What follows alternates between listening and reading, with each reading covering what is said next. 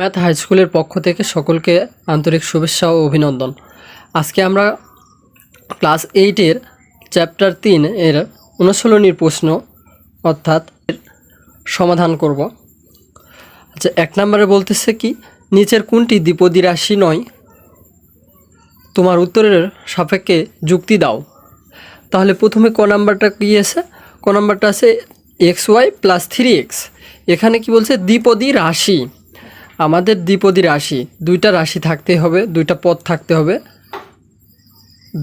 থাকতে হবে। সেখানে চলকের সংখ্যা যতই থাকুক না কেন সেটা আমাদের ব্যাপার না। ব্যাপারটা হচ্ছে আমাদের দুইটি পদ থাকতে হবে, তাহলে সেটা দ্বিপদী রাশি হবে। তাহলে দুইটি পদ এখানে আছে xy, + 3xy, এখানে দুইটি পদ আছে, তাহলে এটা দ্বিপদী রাশি। তাহলে আমাদের এটা বলতে পারবো ক নাম্বার একটি